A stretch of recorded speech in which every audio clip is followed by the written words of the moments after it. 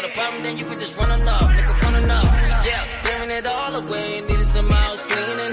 Yeah, throwing out all the fakes, needed some house cleaning. That's the month, let's leave them off to the garbage truck. First place, you just running up. Got a problem, then you can just running up, nigga, running up. I left the Playboy matches in my house, didn't think they would burn it down. Now there's nobody else around. They want my TD, ain't no something found. So much fake love, I am scared of the real.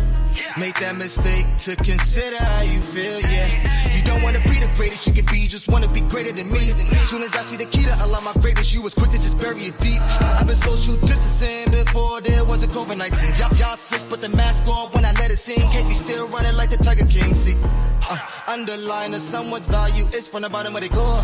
But don't undermine who you spend time with, they're the ones you're gonna exhort. Constantly copy no games like Kirby. Came from the bottom, now I'm border like Curry. Get to the fame, now everybody thirsty. Whole town's on my back like a New Jersey. Clearing it all away, needed some house cleaning. Throwing out all the fakes, needed some house cleaning. Dust them up, then sweep them off to the garbage truck. First place, you just run it up. Got a problem, then you can just run on up. Just run on up. Yeah, clearing it all away, needed some house cleaning. Yeah, throwing out all the fakes, needed some house cleaning. That's the month, let's leave them off to the garbage truck. First place, you just running up. Got a problem, then you can just running up, running up. Insecure dummies wanna hate me cause I'm pure. And it's pretty trying to get in my sheets. Oh, she's yours. But I got a queen and they hate that too. Bunny on the post like we love y'all too. They wait on the end point, don't wear your cute. X can't find the legs, high pot in the news. I'm amuse y'all view. Life is too short to be dealing with y'all. They love the rise with feet for the fall. They see this and say your goals are too far. But what's far for a John when step past the mall? Your revenue don't stand to my foundation. And then they'll circle you into a pyramid manipulation. When we cut ties, ain't no glass eyes. Just go by and have blessed lives. You was talking raw with your glass jaws. Steady talking more than what you asked for. In this sun, I should've foresaw. It's attraction I can't outlaw. But to teach y'all, this is free fall. Living fake lies to the recall. Like, yeah, clearing it all away, needed some house cleaning. Yeah, throwing out all the fakes, needed some house cleaning. That's them up, let's leave them off to the garbage truck. First place, you just running up. Got a problem, then you can just running up. You can running up. Yeah, clearing it all away, needed some house cleaning. Yeah, throwing out all the fakes, needed some house cleaning. That's them up, let's leave them off to the garbage truck. First place, you just running up. Got a problem, then you can just running up. You can running up. You can just running up. You can running up. You can just running up.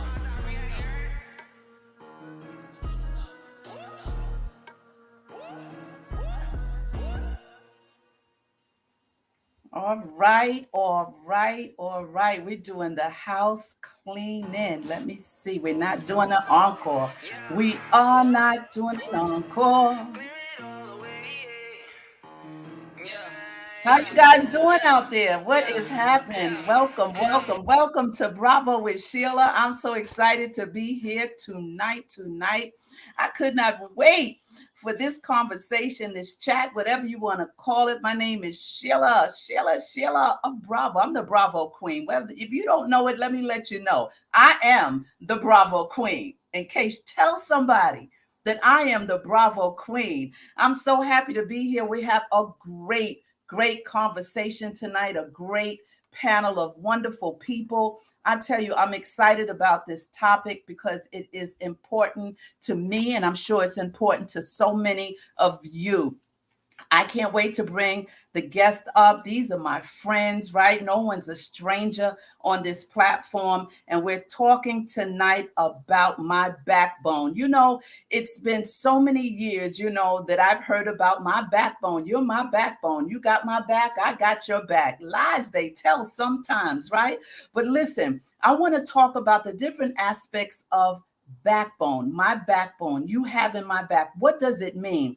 And the reason why I invited the guest tonight is because different people have different perspectives about what this means, because my backbone covers a multitude of things. It covers relationships. It covers friendships. It covers, I always used to say my mother is my backbone, right? So we have so many different ways to look at this, and it doesn't do a lot of justice where it says that what does it mean to be someone's backbone? It says a backbone is a symbol of strength and character and unwillingness to be used or taken for granted.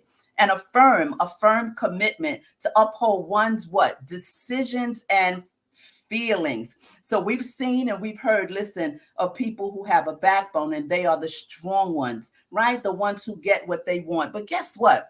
That's not the extent of what my backbone and what a backbone really is, I don't think. And I'm going to get my guests to really jump into this tonight. I tell you, let's just open up the show with an opener, and then we're going to get into it.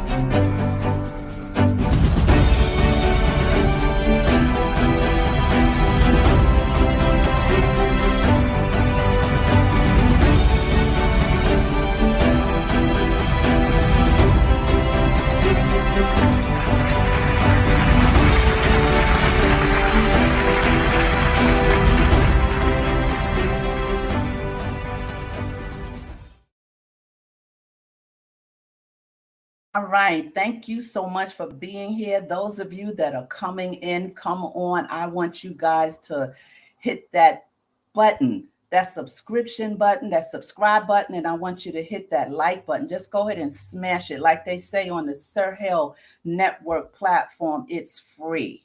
It's free. You don't have to pay anything for hitting that button. So go ahead and hit it. And we're going to jump into it. I want to just jump right into it. I got some guests in the house. I see my spiritual daughters in the house. I see my dear friend from another mother. She's here. We'll put those comments up in a minute. So let me bring some of my guests to the platform. Let me first bring, let's bring the relationship coach to the platform. There he is. See, Reggie Rogers. How you doing, brother? Hey, Sheila, how are you? I am doing well. You got some love talk for us today? Well, we're about to find out here in a moment. I'm feeling this topic about the backbone, so we shall see. Let's see what the download encompasses tonight. I gotta bring my co-host up. There she is. Dawn B is in the house. What's up, sis? I don't know if your mic is not on. Let me see if I can get it off. You turn your mic off. Turn that mic on. Turn your mic on.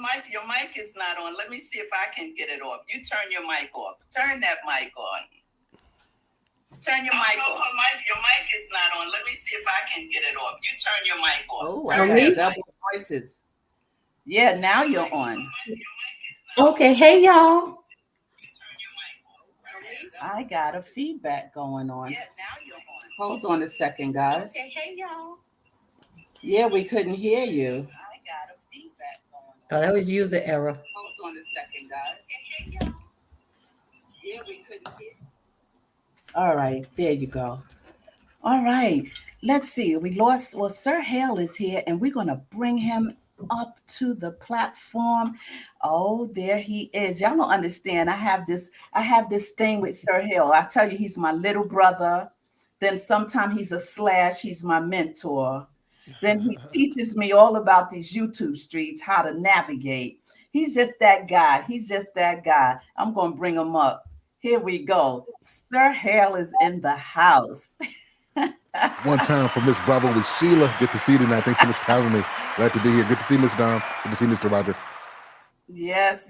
And we're going to bring up now. We're going to save the queen for last. We got the crew in the house. Let's bring the third wheel of our crew. Let's bring Elaine to the platform. Elaine Edwards is in the house. How are you, sis? Good evening, everybody. Good to see you. Good to see you. And of course, where did she go? Where did Pastor Rosa go? We always have to have Pastor Rosa in the mix. And there she is. Hi, Pastor Rosa. Sorry. That's okay. It's okay. Listen, welcome, everybody. Welcome. I am so happy that you are here. I saw that. Thank you, Sir Hale. So listen, because Dawn B and Pastor Rosa is in the same house, Pastor Rosa, turn your mic off until we get you to talk. Perfect. And then it won't be a conflict because you the mother and daughter team. So listen, I want to really talk about this. How are you guys doing? How was your day today? Everybody good? Great. Fantastic. Oh, those are good words. Fantastic. Great. No, for real. Those are great words. Fantastic and great. I'm happy that you're here. Thank you for being here to talk about this so important, I feel, topic. I was reflecting on, when I was very young, and how I always heard people talking about, oh, she's my backbone and he's my backbone. And growing up, you just figure, oh, they mean that says someone is just strong. Someone is just strong. But it's more than that. It's absolutely more than that. And then as I grew up in my teen years, and you have girlfriends, they say, I got your back. Uh-huh. Yeah. How many times someone that says, I got your back, and then when a storm hit or something goes left, your back is all exposed. So my backbone is very, very powerful to say. And tonight we're talking about my backbone in terms of different, whatever way you want to, move it, however way, because it is a vast topic where it can go across the board. Like, who is the backbone of your family? Who is the backbone of relationships? What is the backbone of any relationship? And we know that one of the main things is communication, but there's a whole lot to backbone, and people use it loosely. They use it loosely. They come into a relationship and they come into some type of, whether it's a relationship with the opposite sex or a friendship or whatever, and we say, I got your back, you're my backbone. Like I said, my mother was my backbone, and that's because my father had left out of the house. And so when my mom passed away, all I could think about was my go-to person is gone. My backbone, the one that could check me, the one who could straighten me up and get me back on the same page that I needed to be on. And so you can look across the board and think within yourself, who really represented your backbone as a youth, as a teen, as a young person, even on a job, in a corporate setting, in your workplace. I've had many supervisors that was definitely my backbone, allowing me to travel to sing when I should have been punching the clock, letting me use my time, switching my vacation time to my sick time, because they understood the passion and the vision. And so what is the backbone of marriage? Sometimes I think maybe that should say, we can say we need a marital backbone. Instead of it being singular, we need a marital, meaning a couple, meaning a unit of being a backbone. So I want us to jump into this and understand that I know that when you have a relationship, you have to keep working on it. You have to, get help when you need it. You have to hang in there when it gets rough. And you got to talk about the hard conversations. And these are some of the things that break down backbones. It just totally breaks down when those things aren't solidified and made as a foundation before you even think about telling somebody, I got your back and you're my backbone. There's so many other pieces to that. And that's one of the reasons I invited all of you. As Reggie is a relationship coach. He has a wonderful book out. He's been doing this for a long, long time. He knows what it's like to be in and out of a relationship. He learned. I love his testimony of how he wanted to find out, what part did I play?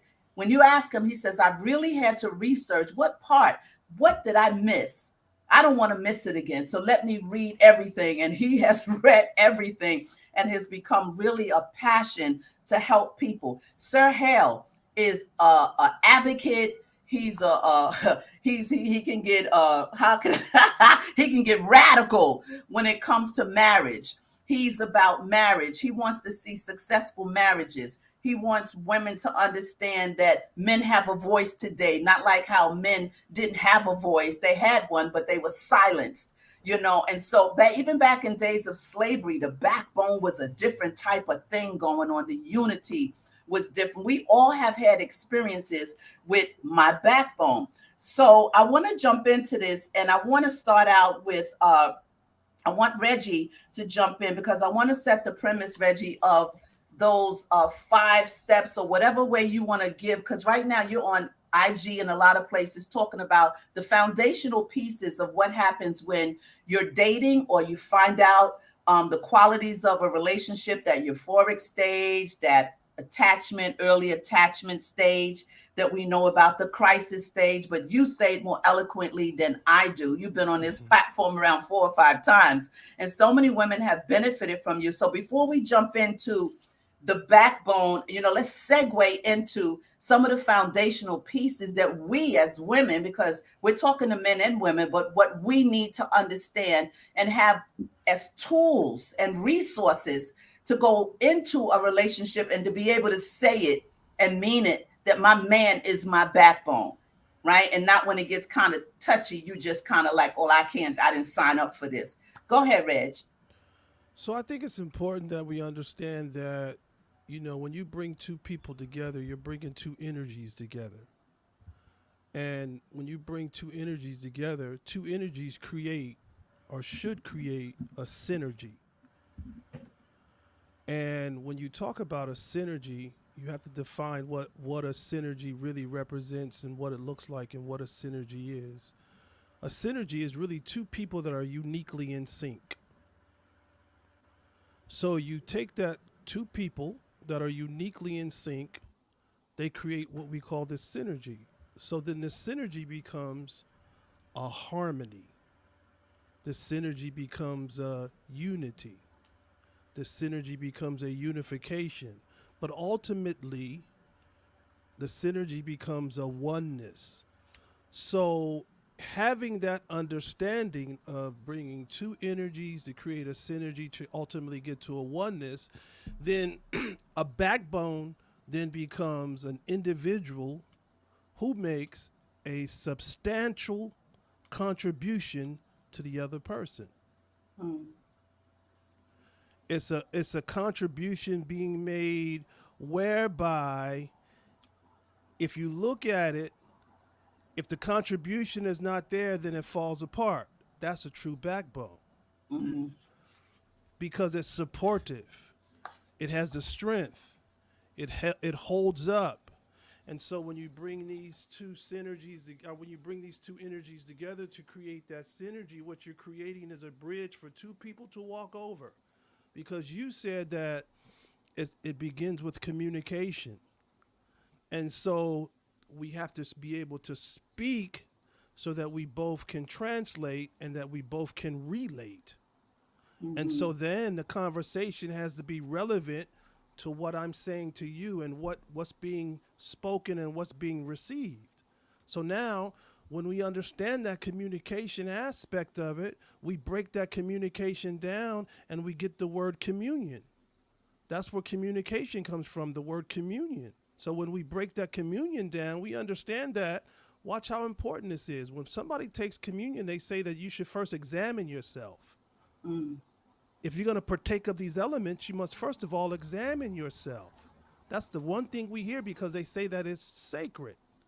So the conversation that has to be spoken to one another should be examined before it's spoken, because that conversation is sacred. And once it's out there, it can't come back. So once you speak it, it goes out and it can't come back. So now, once we break that communion down, we understand that word comes from two words, common union. So now we have to get on that energy level and determine what's the common union here. Mm-hmm. Then once we understand the common union, that's the strength, that's the backbone, that's the contribution.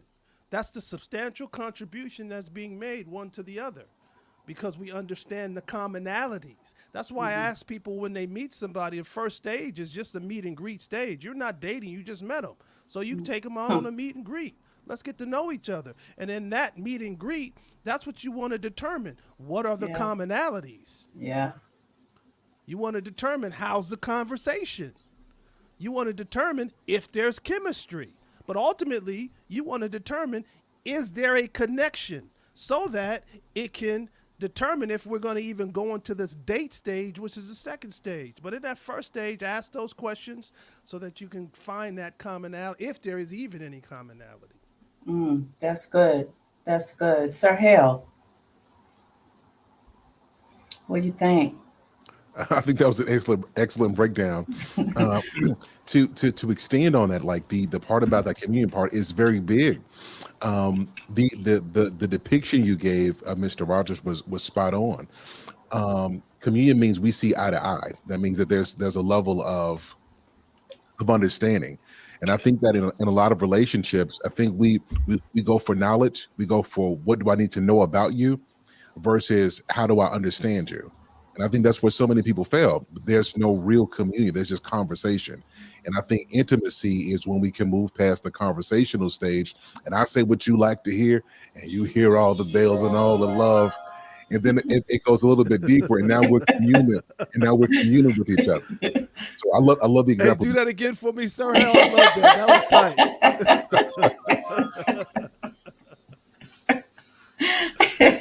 Yeah, he got all the bells and whistles. But you said understanding is so important because we are admonished that in all of our getting we have to get understanding. That's so important because I will never really get to know you if I don't understand you. That's true. That is so true. That understanding piece is so important. I remember learning saying things, at one point it was like, no, that's wrong, you shouldn't have. But then I learned, like, I may not like what you said, but I understand what you said. I may not like what you did, but I understand how you got there. So that understanding piece gives you some grace. It opens it up to where it's not just a finale, a final word on something that you don't agree with. What do you think, Elaine? Come on, crew. I knew you would call on me next. I definitely think when I think of backbone, I like you, Sheila. I think of my mother. She is the backbone of our family, and you still have to think of the word strength, because even if you are communing with someone and you decide that this is the way you're going to go beyond the meet and greet, you then get to know each other. You both have to exude strength within the relationship. And when I think of that, I think of, you're not going to allow anyone to talk about me. I'm not going to allow anyone to talk about you. We're going to be there for each other. We're dependable, to one another. We're just going to be accountable for our behaviors, for the things that we say at home and out in the public. It's what you represent together. When we think of like a married couple, you can't think of the husband without thinking of the wife and vice versa. So when I think of backbone, I still think of strength. I think of covering, protection, and provision. That's good. Sheila, can I add something to what she said? Sure, absolutely. It's extremely important. What she Sure. just made a great point. That's the segue. That's what we were just talking about when you're building that bridge. Because, of course, all of us have frailties. But the true key essence of a real partner is a partner that can cover up the frailties so that the outer world doesn't see what we know we have. So when you really have that person that is your backbone, as you were saying, Elaine, what that person will do is that person will come in and, as you said, cover my weaknesses so my weaknesses are not obvious to others, and I and likewise will do the same for them. So we build that bridge to walk over, so when people see us, they don't see our weaknesses, they see the strength that we build together. And that is so extremely important, Elaine. I like what you said. Yeah, that's powerful. That's so powerful. Or she also alluded to saying keeping the outside out of your inside, right? The outside voices, because that is a huge distraction, a huge, putting a value system within your value system, putting comments about how they would be, opposed to what's going on with you. So that's so powerful. Mother Rosa, Pastor Rosa. She can't hear. There she is. Can you hear me? Come on, jump in here. Well, when I think about the first thing I thought about with the backbone was I had the visual of myself standing and who was behind me, and my first thought is dependability. Can I depend on you, to be here? We take the vows for better, for worse, richer, for poorer. You know, we make those comparatives, and then we say until death us do part. And most relationships, you know, the death goes before the relationship, you know, even gets to mature, you know. And so to me, that says um, we have to know ourselves before we even commit to someone else. Well, I have to know my weaknesses and my strengths. And I mean, I have to know, can I be this person's backbone? You know, can you depend on, you know, we have to know our limits, you know, before we actually start to commit to someone else. And most of us don't do that. You know, a lot of us females, we're looking at the hormonal clock, you know, I didn't do this yet, you know, or we're looking at, you know, what it is that I need someone to do for me, not considering, am I that for them? That's You so know, important. so That's good. we have to know that the person can depend on us. You know, I check myself. I'm not perfect, and that's why I check myself. You know, am I really 100% with this? Am I willing to put in what I don't have? You know, am I willing to do the work to be what this person needs me to be? So, you know, Yeah. dependability is it for me. That's so powerful. And you're right. Women, I mean, come on. Like, because they see something, they want it, they've been without it, and then they'll go merge into someone's life, knowing they don't have the capacity for that individual, nor do they have the patience or whatever that other person, you know, because looks is one thing. But once you get to know somebody and you see the real man, you see the frailties, you see the strengths, you see the weaknesses, right? Well, I didn't know that was like that. Oh, well, then you start labeling but you stepped into it. You stepped into it one. That's so important, to be selfless and not selfish. To when you're merging into someone's life, you know, you have to sit back and say, do I want to deal with this? Is this something I can handle, instead of bruising another life? Dawn B, and then I see Sir Hill, because I could tell when he got something. Go ahead, Dawn B. All right. Well, everybody said so many great things so far. It's just, it's great conversation. Um, and when I think about backbone, I have to say I didn't always consider this in going into relationships. But I find that it's something that you really have to keep in mind, I guess, just being older now. But not just in male female relationships, but in all kinds of relationships, whether it's friendship, sisterhood, even with family, when you're considering the backbone. And I thought about it in the natural, as what does the backbone do? And just keeping it real basic, the backbone keeps you straight, and it helps support your core. Can I do this for someone, and is that person able to do the same for me? And three things that you guys have kind of touched on already were the things that came to my mind, which was that's necessary in the backbone is understanding, agreement, and capacity. Do you have the understanding of my assignment? Do I have the understanding of your assignment? Well, wait a minute. Wait a minute. You want me to drop the mic? Behave yourself. I'm sorry.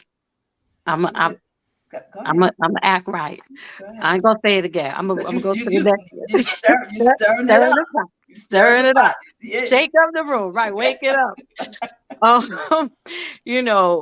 Understanding of assignment is so important because, like, my mom said, and you said, we can get caught up on the aesthetics of a person, but if you don't have the content to support, and you don't have the insight to acknowledge and understand the assignment of my life, then we're not doing each other any good.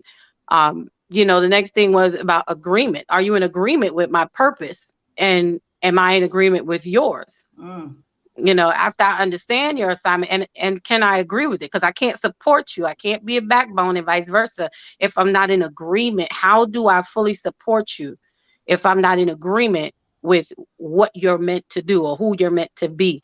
And the last thing was capacity. Am I built? Do I have the wherewithal, the bandwidth to support these things that come with you and vice versa, because there's many levels to capacity. Some people, your Yeah. backbone goes from the bottom, to the top. Some True. That's people, true. yeah, some people only get to tier 2, and not to tier 25. We got the So, C1, C2, CC. right. You got to check which T are you, where you at. So when you take into consideration all of these things, when it comes to being a backbone, I've learned to look at relationships going into them of all capacities, not with what I can get from you, but I'm coming to the table to say what I can give to you first. Yeah. Can I be that backbone? So, that's my share for the moment. Yeah, our lenses change so much as we age, as we, at the understanding of backbone. How much am I willing to give, and you got to look at too, like where you've been, what you've gone through. What am I willing to do? What am I willing not to do? I know for me, my lenses are so different. It's like I wake up like, how did I get to this place so quick? Right? Everything seems to have shifted. My world has shifted. And so there's always an adjustment that we have to have in our innermost being, right? I know that my backbone is my Lord, right? I know that the Lord Jesus is totally my backbone, right? And that's a good thing because that's what keeps me straight, right? But as you change, as you grow, things change in you, your ideas, your dreams, everything. You can't go back and look in the rearview mirror. You have to adjust to life. There's an adjustment with women. We have to adjust and keep tweaking and sitting with it and understanding where are you now and what are you going to do now? You can't start thinking like you was 25, 35. Oh, I can just be with this person and I'm a no. Like you just said, you said that so eloquently. You said it so eloquently. Let's greet some of the people. We got a Bravette. We got M. Mills in the house. Oh, that's a Bravette. Where is she? All right. This thing is on delay tonight. I don't know what's going on. Now my thing is frozen. Can you guys still hear me? Yes. Can you hear me? You can. Okay, let me see. Let me see this again. It's not popping up. I don't know what. There it is. She said, hey, Pastor Sandra. And here's some more comments here. Hey, Bravo Queen and all my Bravo sisters and brothers. That's Sandra Birthright. We got my spiritual daughter all the way from North Kakalaki in the house, Taisha. And so those of you that are lurking in the back, I see y'all, but it's okay. You don't have to get in the chat. Sir Hale, pick it up. Pick it up. It's like a super chat. So mine is a little bit different from what everybody has said so far. So I agree totally. But I don't want to romanticize this idea of the backbone. If I'm entering into a relationship, I do not want the woman that I'm with to be a backbone. I don't want that at all, because you might not be built for that. And if I put pressure on you to be something that I think you need in the name of reciprocity, I might be misusing you and I never get the benefit from you. And then this creates frustration. And now you ain't give me what I need. Well, sir, you're trying to make a hammer out of a screwdriver. Like you're misusing. She has value. She has a purpose. And because we attach this reciprocity on there, we're not getting the best out of it. And I think that's what happens to so many people. So I don't think that the woman in a relationship should be the backbone. Are there times where she has to become the central point of focus, the one that holds it together, the glue? Absolutely. But I think that there's a certain level of pressure that's made for the backs of men. And that in the context of relationships, there's a certain level of weight that the man has, which frees up the woman to be what she is in her essence. Now, of course, this changes in family dynamics, but in the context of romantic relationships, I don't want my woman to be no back. I don't want her hard. Be the front. You know what I mean? You know what I mean? Be the counterpart so that there's some balance, in there. So I just wanted to add that part. Yeah, that's a good point. Reggie, I see you itching. Go ahead, talk. I wasn't itching. I mean, when I say itching, you know what I mean. Your mouth is moving. You're ready. I just think that there are ups. I think there are downs. I think there are good times. I think there are bad times, but I also think that there are very challenging times too, that we have to understand that this is all a part of two people having an encounter. You're going to have ups, you're going to have downs, you're going to have those challenging times. But when we're in a relationship or when there is a marriage that is involved, it's important to be there for each other whenever and wherever you can. It's not necessarily that the other person or the female is the quote unquote backbone, but she has been gifted in areas. For example, I always say that if the female is, I title them as a glory producer. That's so very important for a man.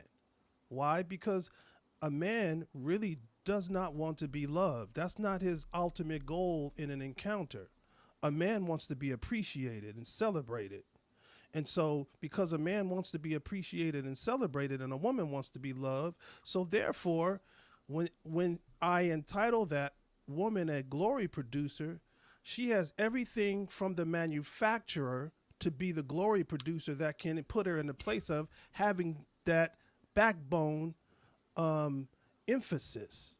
So what is a glory producer? A glory producer then becomes almost like what we would say a cheerleader, because women are natural born from the manufacturer nurturers. They have the ability to be natural born nurturers. That's why women are mothers, because they are natural born nurturers. Now, I can hear somebody saying, well, not all. Okay, there's always exceptions to the rule, but as a whole, the majority of women are natural born nurturers, and they do that naturally. That's just a natural instinct. So in a relationship, because she has the ability to produce the glory when the man is getting beat down all week long, working on a job, getting beat down, his color sometimes make him get beat down even more, especially when he has a dark hue, he gets beat down more. The woman has the ability for when he comes home to just be a natural born nurturer by what she says and how she says what she says. And when he feels celebrated and appreciated, that's all he wants to feel. So it's not so much that she has to be the person behind in terms of the strength of the backbone as a male has it, but just sometimes it's in her words. It's how she says, what she does. So they have that naturally. That's true. That's true. I was looking for a quote that I saw earlier, dealing with what you just said. Anybody jump in. It's not a time thing. Well, Go ahead, Mom. I get a little sensitive sometimes, and sometimes I don't hear the content exactly. Sometimes it hits me on in a different spot, and then I have to ask myself, okay, am I hearing, or, am I hearing what you're saying, or am I just being, sensitive, because of my own experiences or whatever. But I wanted to say when we're thinking about relationships, right, we willfully get into a bond with another person by reason of what we're feeling, what's in our hearts, what's in our minds. We complement each other, and then we commit to grow together, to give that other person what the person needs, and unless we are committed to being there for that person, whether it is in sickness and in health, whether you jobless, we're supportive. I'm willing to support you in every aspect, and that should be the the other side of it. I think we tend to look at relationships as some sort of commodity or business or whatever. We've taken the relation out of it.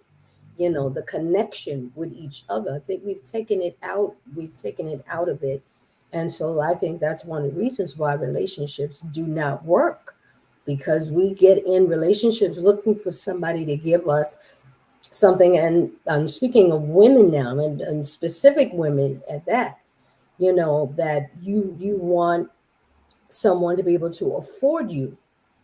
Okay, he's to support you because it's just God created the man to protect the woman and for us to submit to him and be protected for him as well.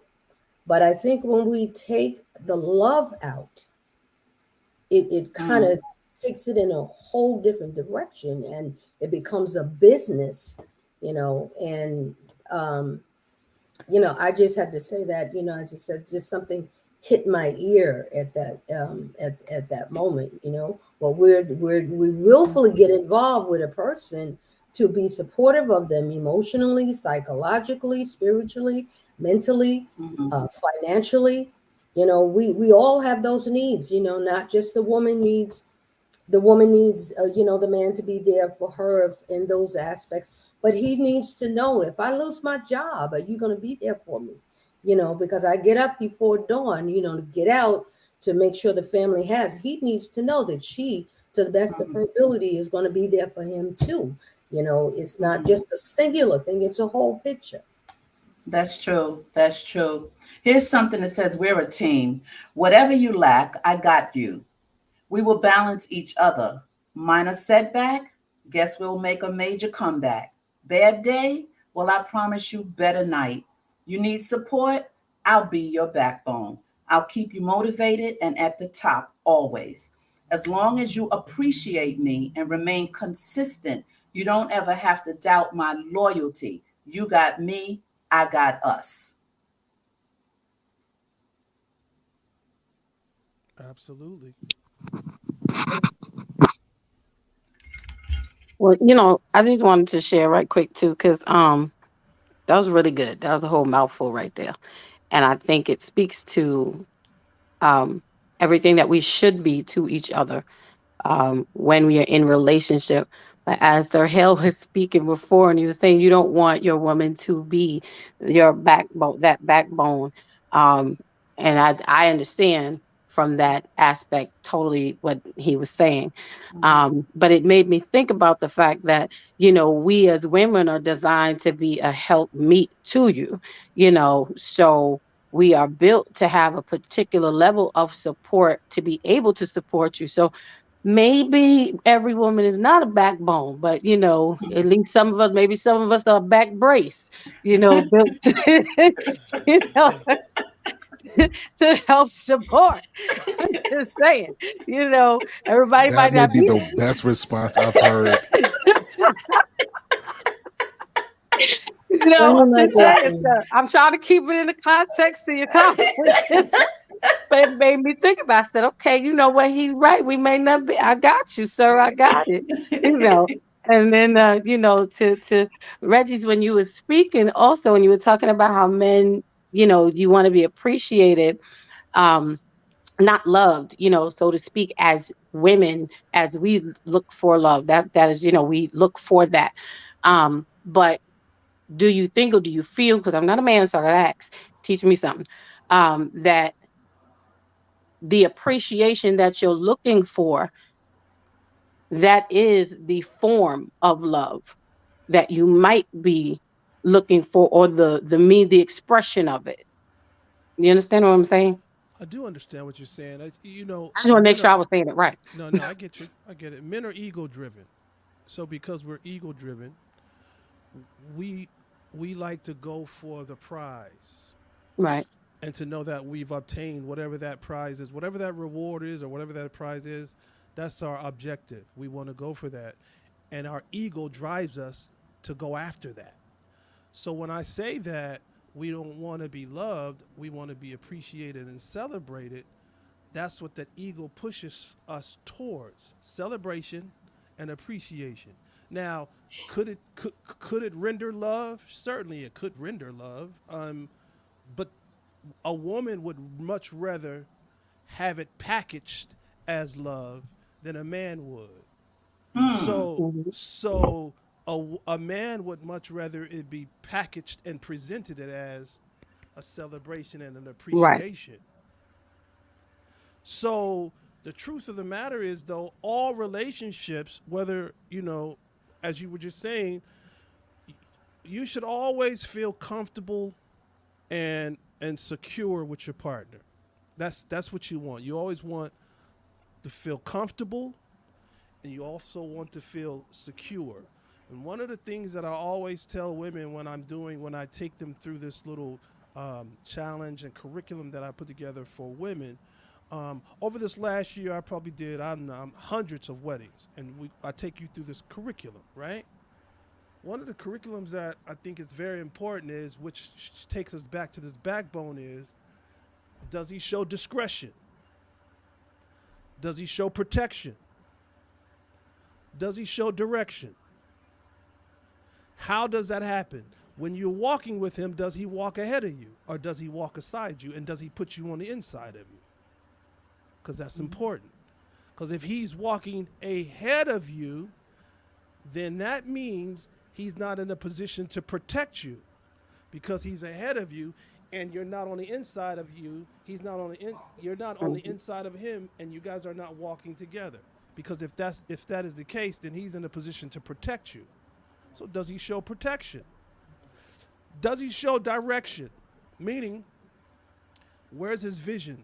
Is his vision somewhere, or is he double-minded? Because if he's double-minded, he's unstable. So does he really have any direction? A double-minded man is what? Unstable in all of his ways. Mhm. So where there is division, there's no vision. So does he have any direction? It's important, right?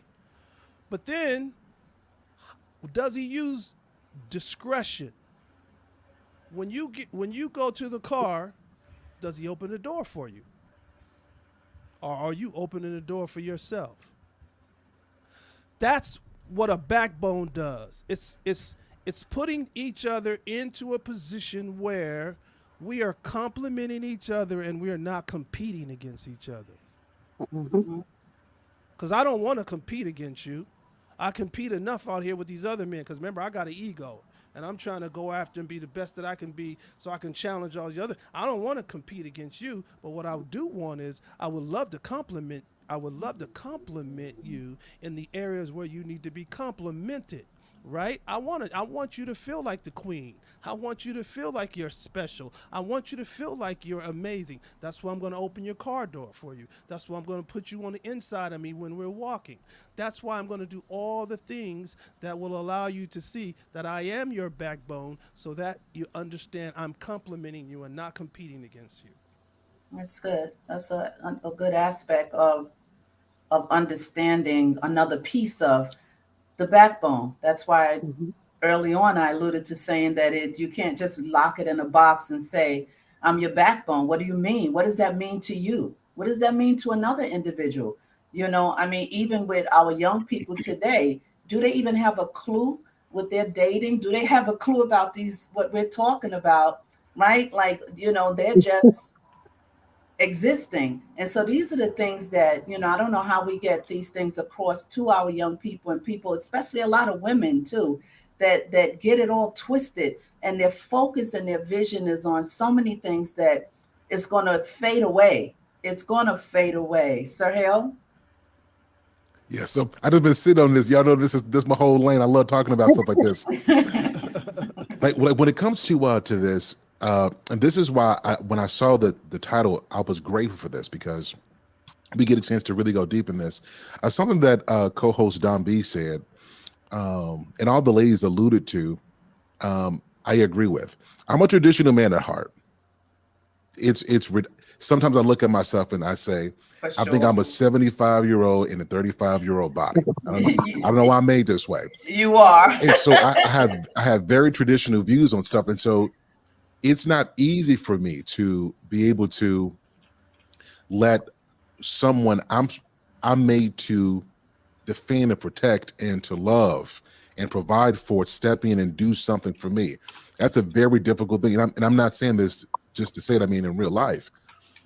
But is I get older, I get more mature. I've got a couple gray hairs. Yeah, I'm seasoned now. I'm seasoned. The more I realize, the more He got a couple right here. I'm gonna Yeah. say you're not Right, seasoned right because you here. can't That's count. how I Let got me to tell see you one in what there real quick. seasoned Put it in there really real quick. looks like. And so as I get older and I take on more pressure and I take on more responsibility, while I'm the backbone, I realize that I require more maintenance than I thought I would. So I have to have some support. I have to be able to receive, right? It's like I had this 4-door Kia. Used to be really good on gas, got about 40 miles to the gallon. And then I'm like, you know what? I need to upgrade my life. And so I got me this V8, this wonderful truck at 13 miles to the gallon. And the upkeep for both of these are way different. And I think that this is the missing part that people don't understand. For men who want to take on that pressure, it requires more maintenance. It requires more support. And women who want men to shoulder responsibility, well, you can't just be someone clapping. You got to be someone serving. You've got to be someone ministering to the engine of that man.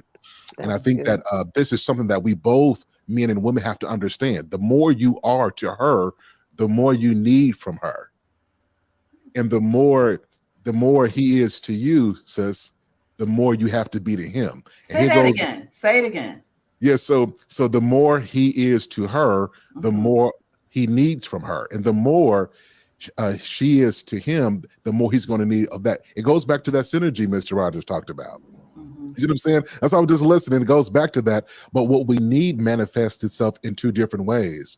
And I want to make this clear because there were men who were shouldering a lot who were like, forget this. I'm getting ready to walk away. And it's just because that woman has not been taught how to be able to service the kind of man she wants. Because we look at the glory of it.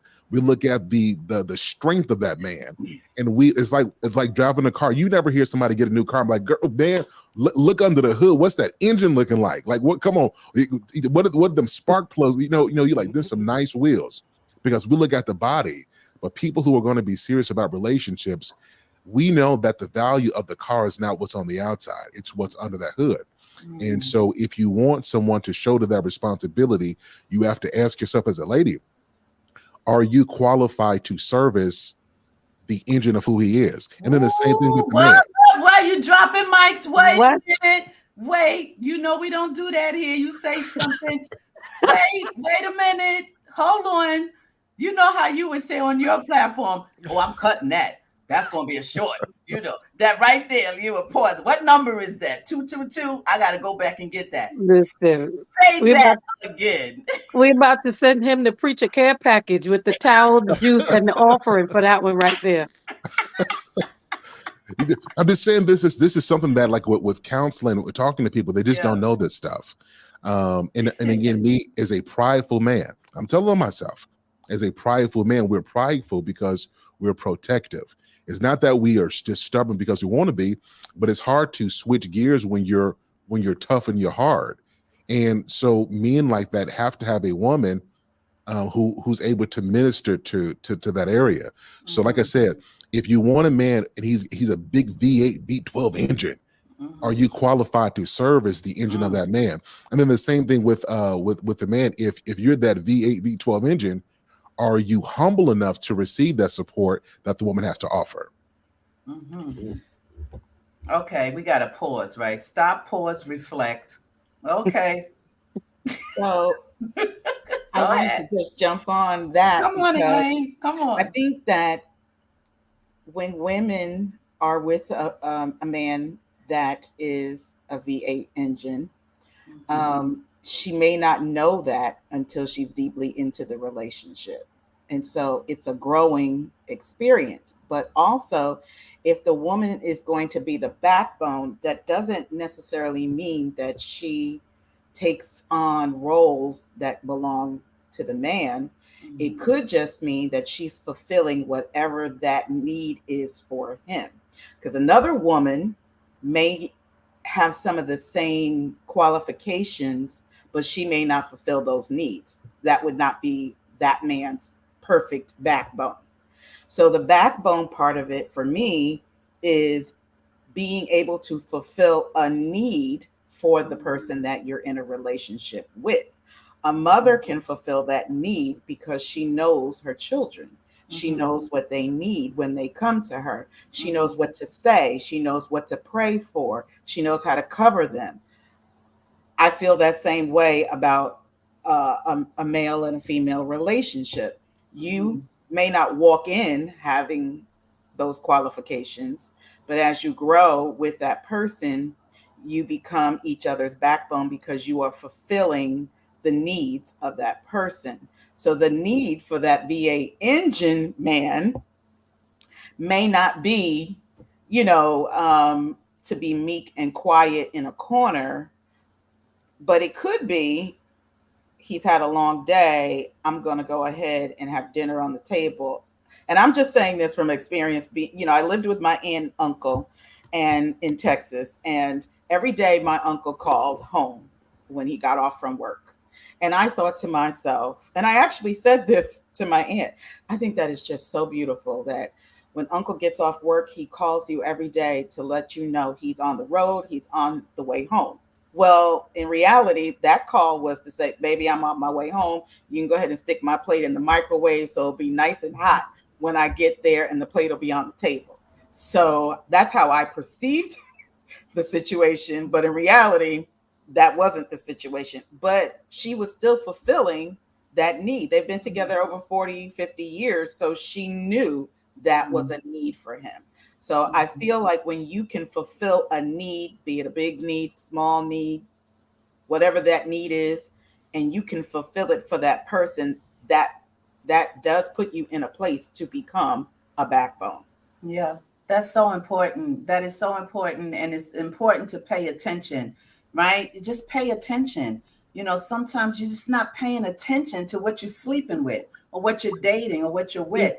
And because of how people are wired, I've heard many times women say, he ain't got no backbone. I mean, like straight, like he ain't got no backbone. That's like saying you're a wimp. You're saying and I mean, that can tear you down to pieces because you don't get what you want from him or perceive, he can't give you. So you think what you need at that moment, he's weak or he has no backbone. You know what I mean? I know many times I've heard many women say that about men. They have no backbone because they're a softer kind of spoken guy, or they're not, robust in how they, do things. And so again, words can make you or break you. Back in the day, we say sticks and stones can what? Hurt my bones. What words? What is it? Words can break my bones. But Sticks and stones may break my bones, but words will never hurt me. Lies. That's lies. Lies they tell. And you go around singing that in the playground. Sticks and stones will break my bones, but words will never. Lies. And you grow up and nothing but words break you down. True. Break you, like rather hit me instead of saying those words, And so we have to be so careful. So good. I'm so glad that you mentioned that about your uncle after all those years, but it was a religious thing he did. But internally, like you said, you don't know, things might have been going on, but she was committed. That's where the commitment comes in. Hey, Sheila, I want to add something too. You said, yeah, I like this conversation. You said about you said something about the person not having a backbone. You said, someone's been accused of he has no backbone. So I've heard that. I've heard women say it. Soft or a wimp. I want to ask some questions, and I want to. How do you know if a person has a backbone, or how do you know if you have a backbone? Well, not you. I want to ask some questions. I want to ask some questions that. Oh, you want to ask some questions? That people can come up on them and determine themselves if they have a backbone. What it means, and that's good. Yeah, absolutely. That's good. The first question I would ask is do you resent someone in your life? Do you resent someone in your life? Second question that I would probably ask is, do you feel taken advantage of? We're trying to determine if you have a backbone or not. Do you resent someone in your life? Do you feel taken advantage of? Or do you often complain but nothing changes? Say that again. Do you often complain, but nothing changes? Hmm. Or do you keep all of your emotions in? Do you keep all of your emotions in? Here's a big one. Do you avoid conflict? Do you avoid conflict? Have you said, another one is, have you said yes when you really meant no? Mm. That happens quite often. You don't want to do it, but you end up doing it because, I guess some say I'm trying to keep the peace, but it's not even something that you want to do. So how much peace are you going to keep? Because you won't have the peace, because it's not even something that you're in compliance with. So are Right. you really keeping peace? Hmm. Not necessarily. Have you allowed your anger to build up and now it's coming out in other ways? Mm. And I think a last one I would probably say is, have you compromised self-care for others' care? So you're hurting really bad. You're bleeding. You're wounded, but you compromise your own hurt, you're not even bandaging up your own blood. So you compromise you for someone else, for others, and yet you're bleeding and hurting. Hmm. Those are some questions that we can ask ourselves to determine, is there a backbone? Is there a backbone? That's good stuff. Mm-hmm.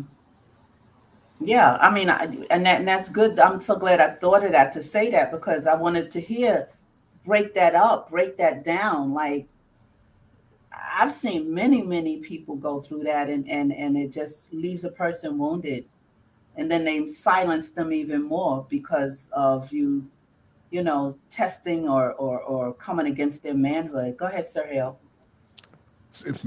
Me and Miss Sheila got a connection because she be knowing I don't even be saying nothing. This is why communion is so important.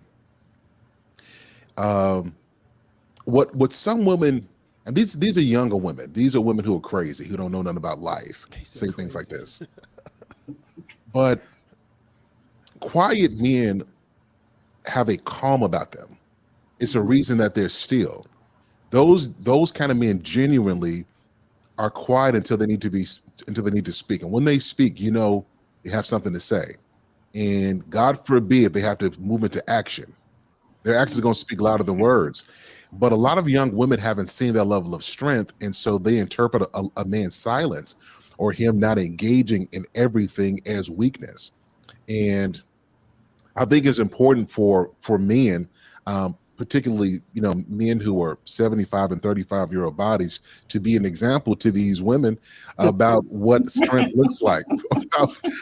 And I think so that they can see what it is, because I think a lot of women are missing out on quality men because they think that he should be responsive and reactive and he should move.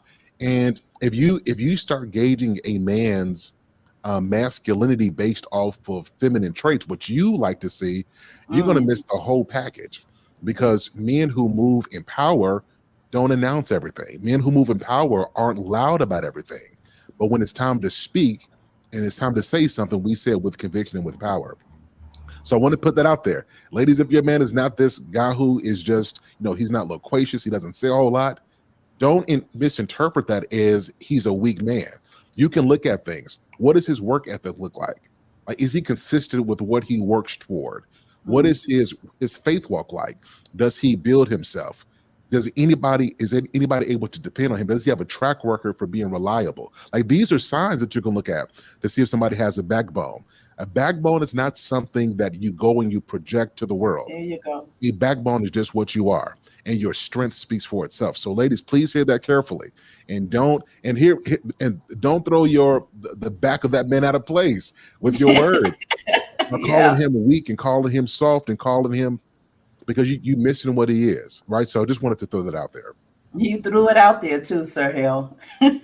Now I have to say, now I Go, agree with you, go. Sir Hill. I'm sorry. I gotta say, I'm 53, and I have heard the same statement made even at this age and in this season. And amongst women, I know that Auntie Bravo mentioned about like just saying a man has no backbone, you know, and I have to, in being honest, it usually comes from the false expectation that is set when men are, and I'm just saying, and it's men and anybody, when you are not honest about who you are and your capacity, not your potential, but Mhm. your capacity and where you are right now, people will have a false concept of you. So then their expectation is for you to be something that you're not.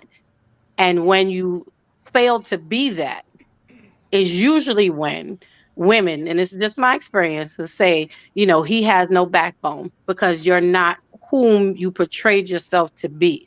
Because we've set ourselves in a space of expectation for you to be able to hold this, to be able to handle this, to be able to manage this. Now, again, I'm just speaking for where I'm at. I don't know about 35, and because I'm not there no more.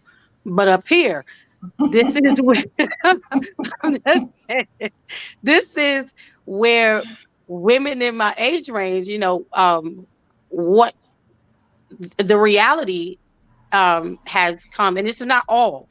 Again, it's just some that I do know that I found that that's when that statement comes up because Mm, they feel like he cannot handle what he said he could.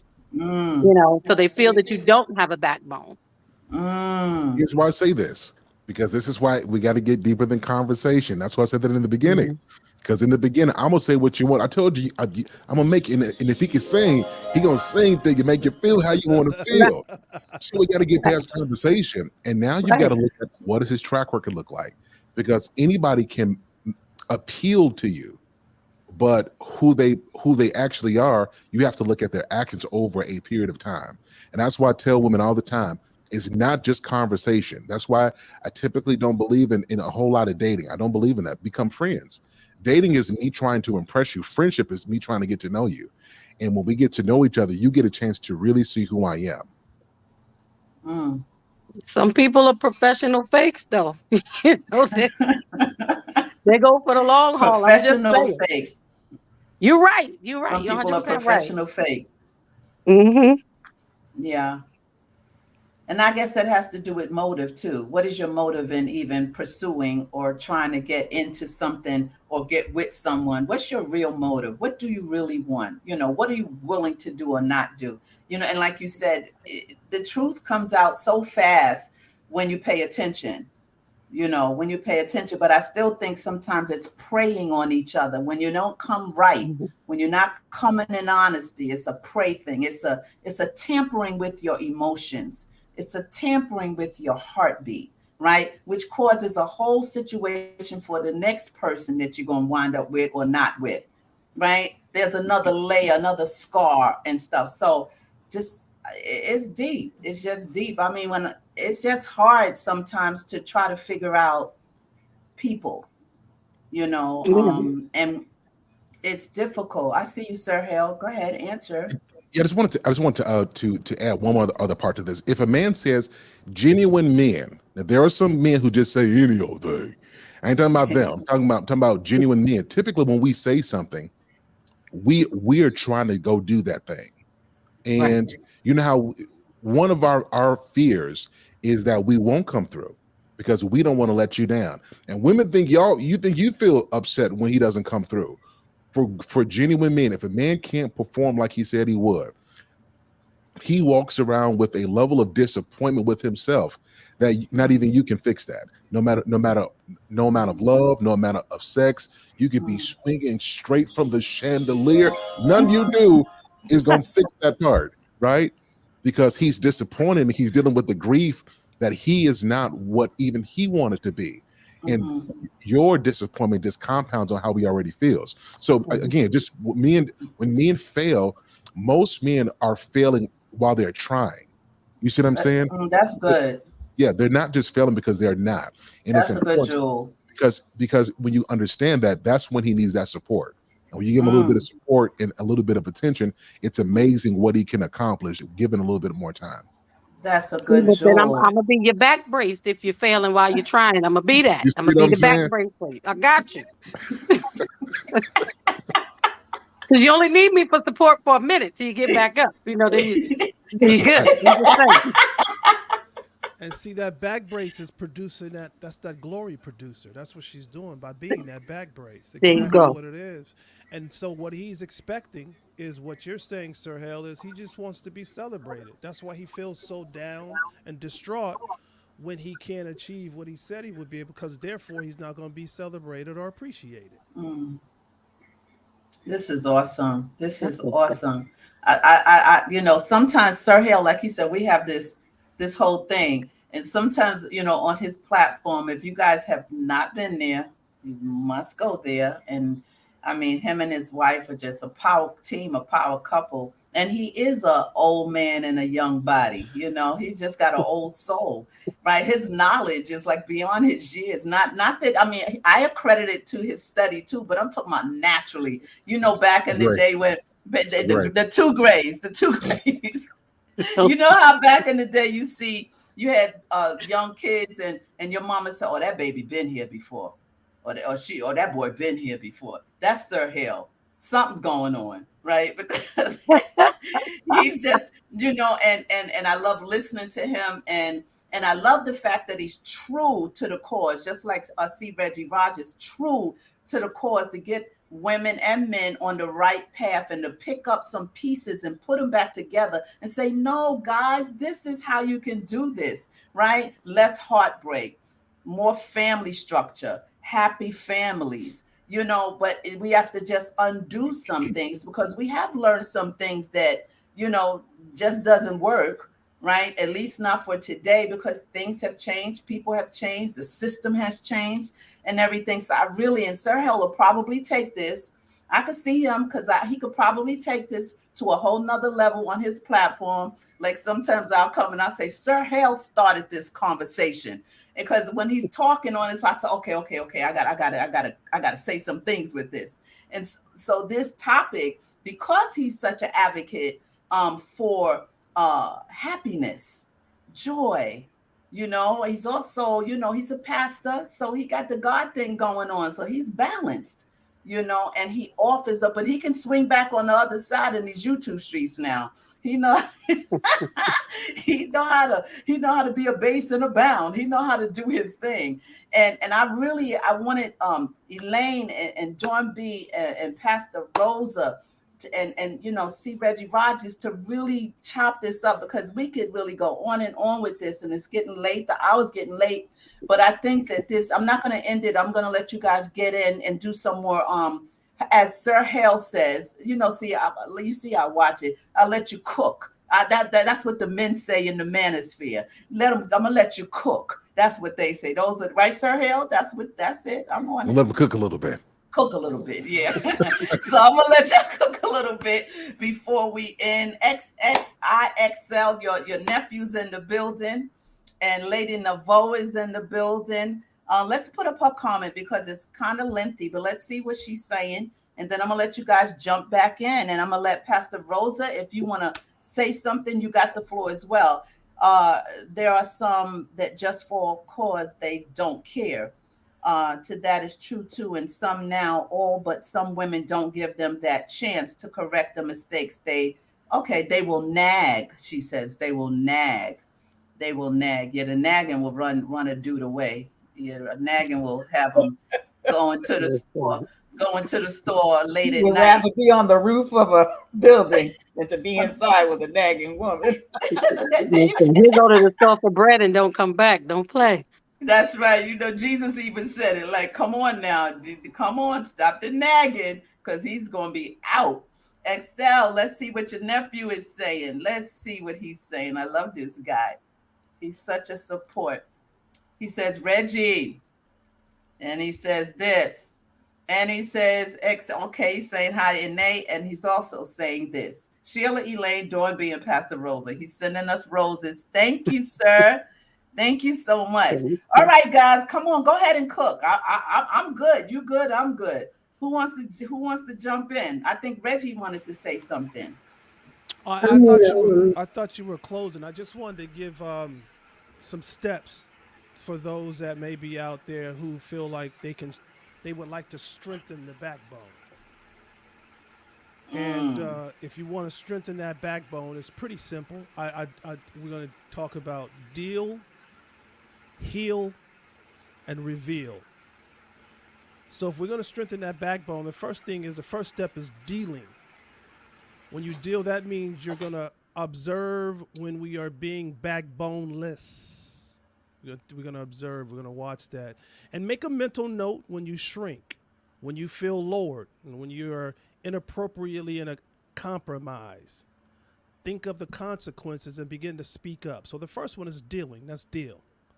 Second is we're going to talk about healing, because healing is so important. So the step 2 is about healing. So what you're going to do when you're healing is you're going to use your instincts or your gut reaction.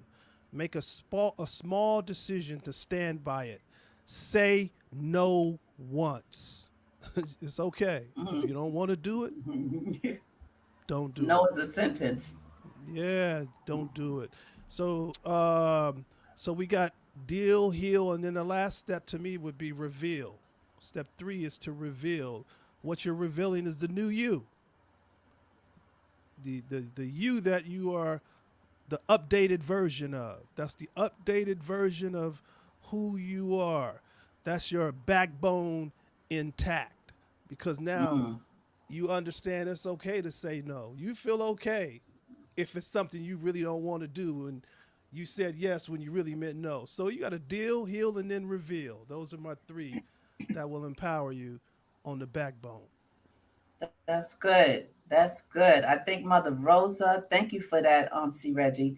I think Mother Rosa wanted to say something. Dawn, turn your mic down as Mom talks.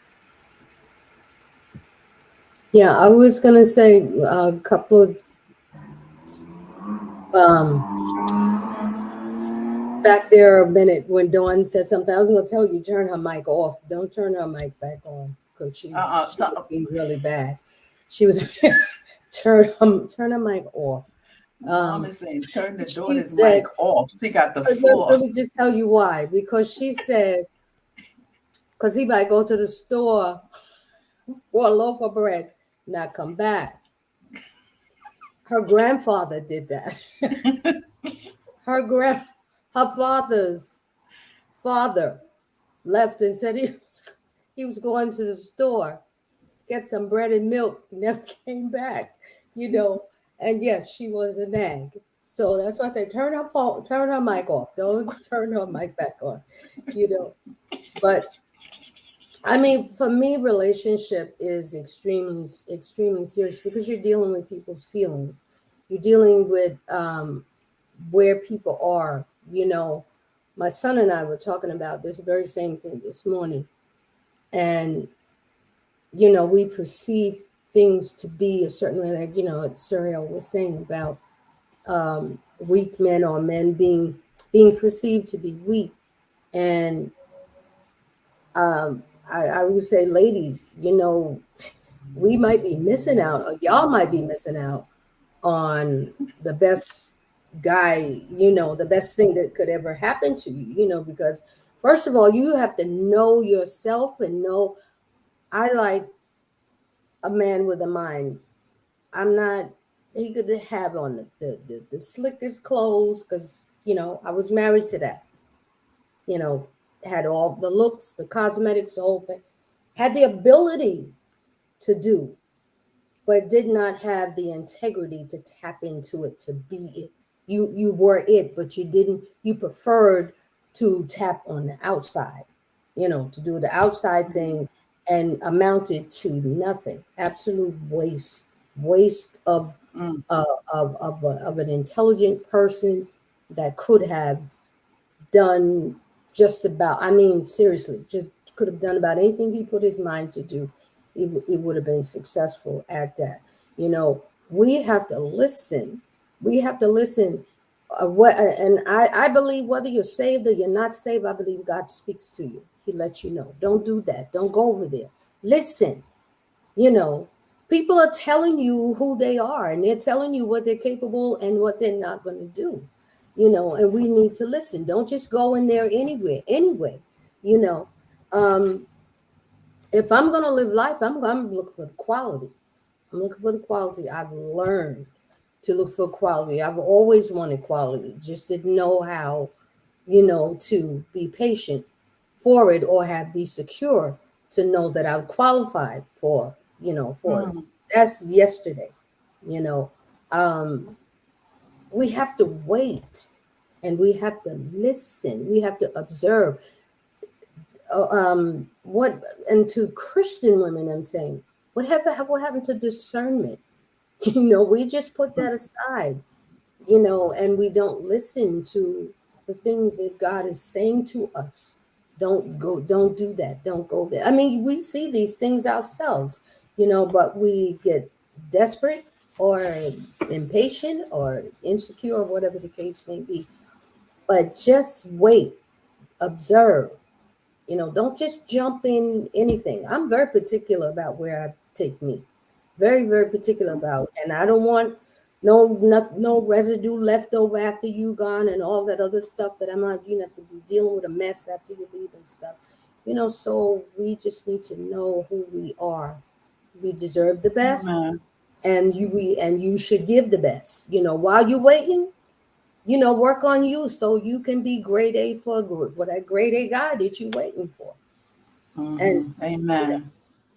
That's good. Thank you, Pastor Rosa. That's real good. You know, what a wonderful conversation. What a wonderful, you know, I really believe anyone that will come behind and look at this and see and listen to how we broke down my backbone. And it could go on and on. Backbone in the house with the family. Who's the backbone with the children? Who's the say-so? Who takes the lead with the kids? And do the man yield if the mother has the, you know, the stronger whatever? You know, it deals with so much. You know, our character is infused with so many things we tried on so many different levels. So this backbone thing can go across the board in so many areas. Friendship. I've had many people say, "Oh, you my girl, I got your back." Broke my heart how many times in pieces? Because they couldn't handle the storms of my life, right? So they kind of, you know, so you have to really know when you say words and say things to people and connect yourself with people on a level. Just stay in your space, stay in your place, and you don't have to get deep. Just stay with what you can handle. So I think that this was great. I want to get last words from the crew member, Elaine. Give last words to our wonderful people that are here and that will see this later. I don't really have any last words. I think we've said it all. I think we all have our own perceptions of what it means to be a backbone. And if your needs are being fulfilled, I think you found your backbone. If your needs are not being fulfilled, you might have to look a little bit deeper to see where the gap is. But for the most part, I think that if your needs are being fulfilled in a relationship, not necessarily romantic, then I think you have maybe one or two backbones. Amen. Amen. Dawn B. I love my people. I promise I do. I would just say, whether you're a backbone or a back brace, whether you're a V8 or a Ford Fiesta, as Sir Hale so eloquently put it, just be a support. Learn to be a support and make sure that you are equipped with what's needed to do the maintenance in the other person's life as well as your own. So I'll leave it right there. And I just want to let you know, C. Reggie and Sir Hale, your pastor care packages, because y'all was dropping some stuff tonight, will be in the mail this week. Okay, you get your towel, your juice, and your offering. That's all. Oh Lord, I tell I'll be you, looking Sir for it as Hale. well. Sir Hale, tied us up with last words for us tonight. I just want to say, Bravo with Sheila, thanks so much for having this conversation. As quiet as it's kept, I'm be real with you.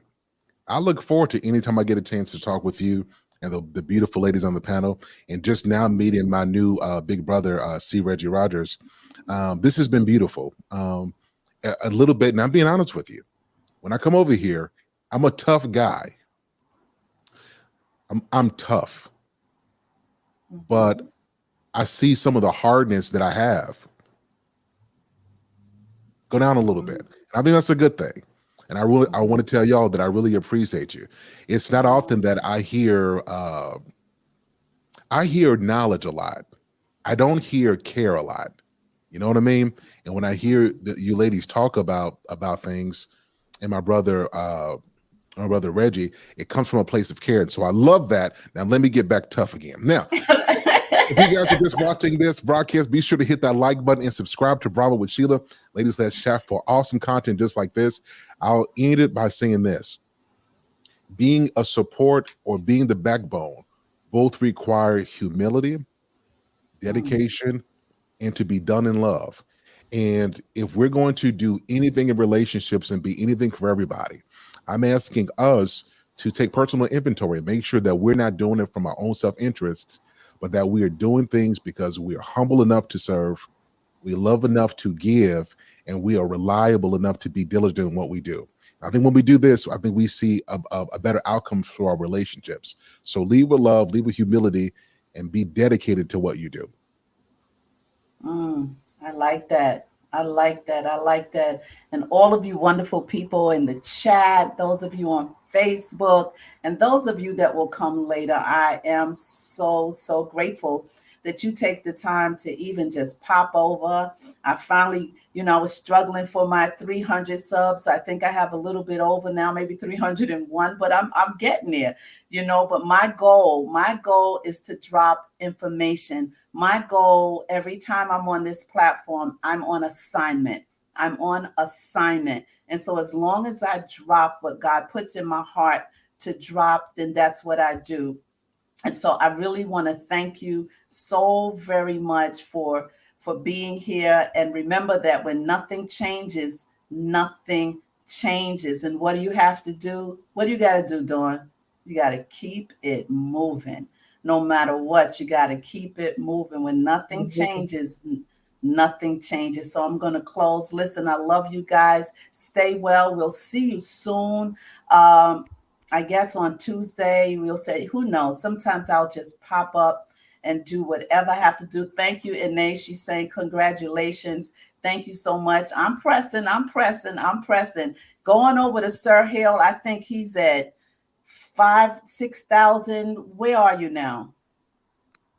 35,000. 35,000. 35,000. And I'm telling you, in record time, he's been on, I think, a year and a couple of months. He's just all over the place, but he's working the channel. He's getting the information out there. So many people are enjoying his content. He's flooding IG now and getting and dropping all kind of lugs over there and jewels. And see, Reggie Rogers, tell them about your book, where they can get your book. Yeah, there's a new series that I have out right now. It's called Dating and Creating. It's learning the 5 stages of dating, understanding the 5 stages of dating. You can get that in the audio, or you can get that in the video. If you go to creggierogers.com, you'll see it on my page. The Dating and Creating, the 5 stages of dating. I like that. So so this is good. Stay tuned for Dawn B and I. We're going to flip across the YouTube streets on the SIM channel, the broadcast. At the end of the month, we're doing a series on the abiding. We're excited about that. We're going to have Pastor Rosa be guest over there with us sometimes, and we're going to pull Elaine in too. We the crew. We got to walk together, stroll in these YouTube streets. I got some people strolling with me now. So listen, guys, I love you. Stay well. We're going to end with a little soft ending. Let's see, a soft one. Let's just do a soft one. Shit.